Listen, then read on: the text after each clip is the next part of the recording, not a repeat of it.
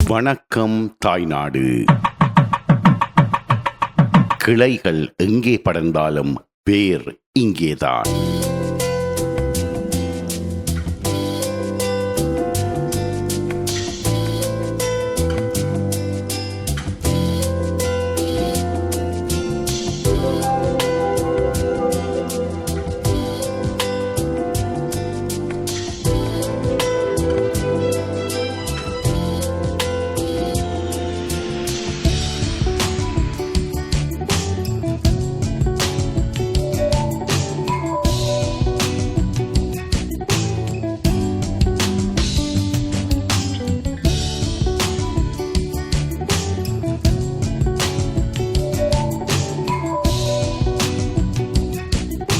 தினம்தோறும் உங்களுடைய கண்களுக்கு விருந்தளித்துக் கொண்டிருக்கும் வணக்கம் தாய்நாடு நிகழ்ச்சியின் இந்த பகுதிக்காக மண் வாசனை வீசுகின்ற ஒரு கிராமத்துக்கு நேர்களை அழைத்துக் கொண்டு செல்ல போகின்றோம். நாங்கள் தற்பொழுது புத்தூரினூடாக சாவகச்சேரி செல்கின்ற வீதியிலே இப்பொழுது நின்று கொண்டிருக்கின்றோம். இந்த வீதியினூடாக சென்றால் தான் அந்த அழகிய கிராமத்தை கூட அடைய முடியும்.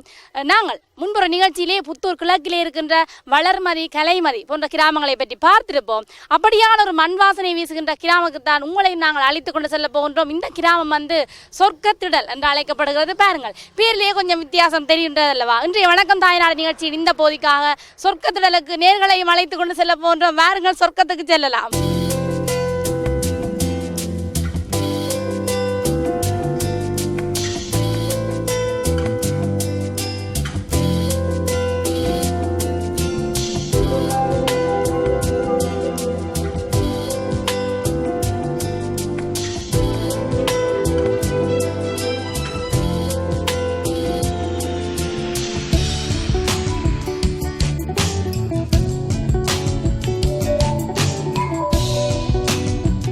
சொர்க்கத்திடல் கிராமத்துக்கு செல்வதற்கு முதல் இந்த வளைவினூடாகத்தான் செல்ல வேண்டும். அதற்கு முதல் இந்த வளைவிலே ஒரு சிவன் ஆலயம் இருக்கிறது. புத்தூர் கிழக்கு கருகப்பை ஜெகதாம்பிகை சமேத வேதபுரீஸ்வரர் ஆலயம். இந்த ஆலயத்தை வணங்கிவிட்டு தான் இந்த கிராமத்துக்கு செல்வார். கிராமத்திற்கு மட்டுமா செல்வார்கள்? இல்லை, பாத யாத்திரைக்கும் செல்வார்கள். அது எப்படி? கதிர்காமத்துக்கு பாத யாத்திரை செல்பவர்கள் இந்த ஆலயத்திலும் ஒரு நாள் தங்கிவிட்டு தான் செல்வார்கள். அது மட்டுமா, ஒரு நாள் இந்த ஆலயத்தில் உறங்கிக் கொண்டிருந்த பொழுது சிவலிங்கத்திலிருந்து ஒளியுண்டாயிற்றென நேரில் கண்டவர்கள் எங்களிடம் தெரிவித்த கதைதான்.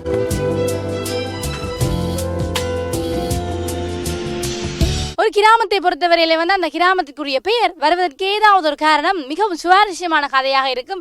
இந்த சொர்க்கத்திடல் கிராமத்தை பாருங்கள், பேரிலேயே கொஞ்சம் வித்தியாசம் இருக்குது அல்லவா? இந்த கிராமத்திற்கே இவ்வாறு பெயர் வந்தான்னு சொன்னால், முன்னைய காலங்களிலே பல 100 ஆண்டுகளுக்கு முதல் இந்த இடத்திலே சொர்க்கர்கள் பரம்பரைகள் இருந்திருக்கிறார்கள். அவர்கள் இங்கே வாழ்ந்து முடிந்து சொர்க்கத்துக்கு சென்றிருக்கிறார்கள் என்று சொல்லி ஒரு செவி வழி கதையாகத்தான் நிலவுகின்றது. இதன் காரணமாக தான் இந்த ஊருக்கு கூட சொர்க்கத்திடல் என்று பெயர் வந்திருக்கிறது.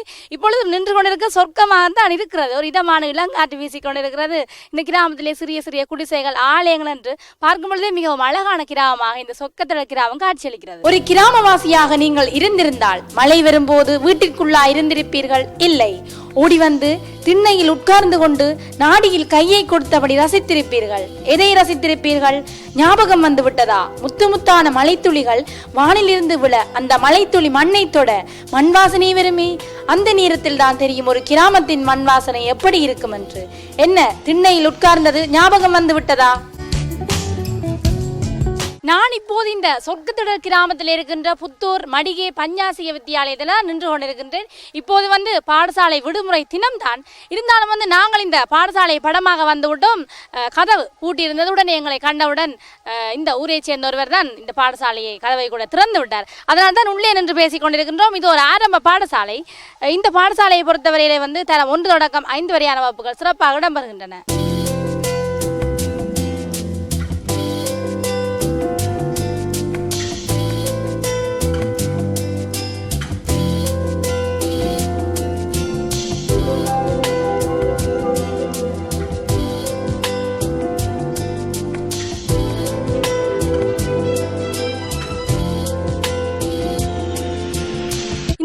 கிழக்கிலே இருக்கின்ற கிராமங்களில் வாழ்கின்ற பெரும்பாலான மக்கள் தங்களுடைய பிரதான தொழிலாக விவசாயத்தை செய்கிறார்கள்.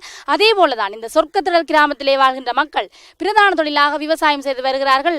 ஒரு சிறு தொகையினர் தான் வர்த்தகம், சிறு வியாபாரம் போன்ற தொழில்களை செய்கிறார்கள். இங்கே பாருங்கள், தோட்டக்கீரை வளர்ந்து மிக உயரமாக வளர்ந்து நிற்கிறது. இந்த கீரையை சுண்டி சாப்பிட்டால் எப்படி இருக்கும்? மண்ணிலே கால் புதைத்து மணிக்கணக்காய் தமது வியர்வை துளிகளை நிலத்திலே சிந்தி மண்ணை பொன்னாக்கும் விவசாய பெருங்குடி மக்கள் தான் சொர்க்கத்திடலை இன்னும் சொர்க்க பூமியாக்கினார்கள். ஆனால் இப்போது நிலைமை வேறு. சனத்தொகை பெருக பெருக தோட்ட நிலங்களில் குடியிருப்புகள் அமைக்கப்பட, விவசாய நிலங்கள் அருகி வர விவசாயிகள் வெவ்வேறு பிரிவுபட்ட தொழில்களை செய்கிறார்கள். ஆனாலும் சொர்க்கத்திடல் தான். இந்த புத்தூர் கிழக்கை பொறுத்தவரையிலே பல குறிச்சிகள் இருக்கின்றன. இந்த பல குறிச்சிகளிலே குறைந்தளவு சனத்தொகை கொண்ட கிராமங்கள் தான் இருக்கின்றன. அதே போலதான் இந்த சொர்க்கத்திடல் கிராமத்திலே 100 குடும்பங்கள் தான் வசிக்கிறார்கள். ஒரு சிறிய சிறிய குடிசைகளை கொண்ட கிராமமாக இந்த சொர்க்கத்திடல் கிராமம் இருக்கிறது. முன்னைய காலங்களிலே இந்த கிராமம் கிராமமாகவே இருக்கவில்லை. அதாவது குடியிருப்புகளை கொண்ட இடமாகவே இருக்கவில்லை. ஒரே பொட்டல் வழியாகத்தான் இருந்தது. பிறகு வேறு வேறு இடங்களில் வந்த மக்கள் இங்கே ஆரம்ப காலங்களிலே குடிசைகளை போட்டு வாழ்ந்திருக்கிறார்கள். அதன் பிறகுதான் கொஞ்சம் கொஞ்சமாக இந்த கிராமம் கூட வளர்ச்சியடைய தொடங்கிவிட்டது.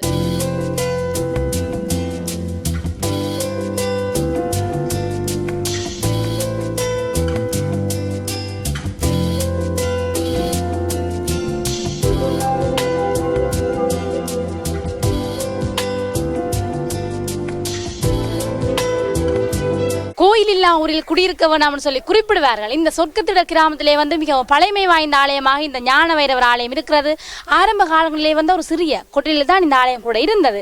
பிறகு 1989 இந்த ஆலயத்தை புதிதாக கட்டியிருக்கிறார்கள். இந்த ஆலயத்தில் இன்றைய தினம் அலங்கார திருவிழா ஆரம்பமாகிவிட்டது. அதனால் உள்ளே பூசைகள், வழிபாடுகள் எல்லாம் இடம்பெற்றுக் கொண்டிருக்கிறது.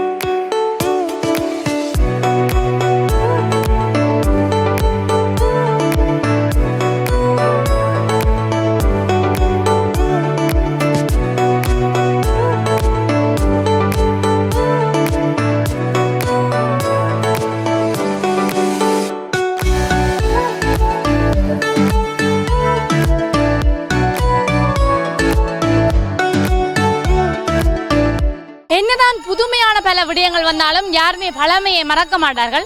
அதுக்கு ஒரு சரியான உதாரணம் இந்த ஆலயம் அணிதான். இங்கே பாருங்கள், ஒரு வாகனத்தினுடைய சில்லினுடைய ரிம் வைக்கப்பட்டிருக்கிறது.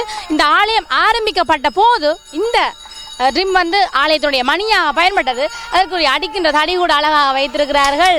அதை விட புதிய மணி இதற்கு அருகிலே அமைத்திருக்கிறார்கள். அந்த புதிய மணியினுடைய கயிறு தான் இது.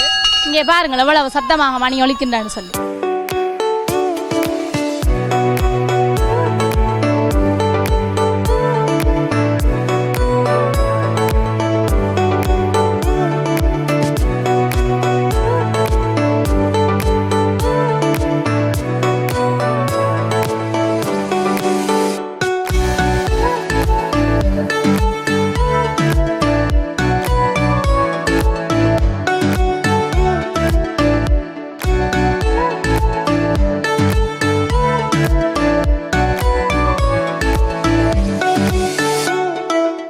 கிராமத்தை பொறுத்தவரையிலே அங்கு வாழ்கின்ற மக்களினுடைய வாழ்க்கை முன்னேற்றத்துக்காக நிச்சயமாக சனசமூக நிலையத்தை அமைத்திருப்பார்கள். அதே போலதான் இந்த கிராமத்தில் கூட கலைவாணி சனசமூக நிலையம் எனக்கு பின்னால் தெரிகிறது பாருங்கள். இந்த சனசமூக நிலையத்தில் தான் ஞான வைரவர் விளையாட்டுக் கழகம், இந்த கிராமத்து இளைஞர்களை ஒன்றிணைத்து ஞான வைரவர் விளையாட்டுக் கழகம் கூட இயங்கிக் கொண்டிருக்கிறது. அங்கே பார்த்தீர்கள் சொன்னால் இப்பொழுது மாலை நேரம் தானே, ஆகவே அங்கே இருந்து பத்திரிகை வாசித்துக் கொண்டிருக்கிறார்கள்.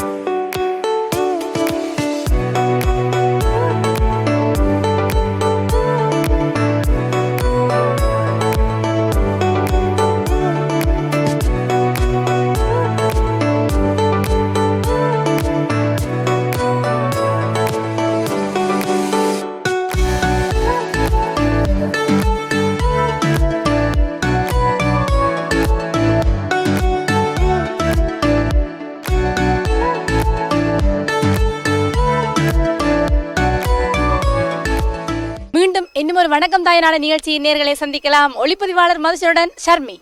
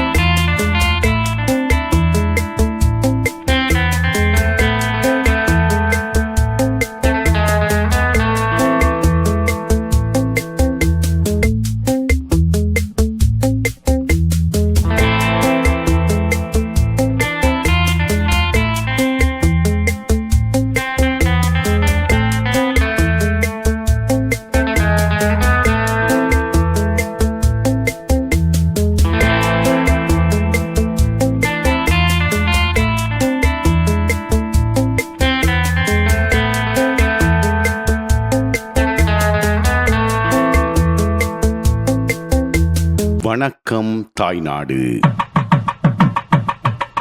கிளைகள் எங்கே படர்ந்தாலும் வேர் இங்கேதான்.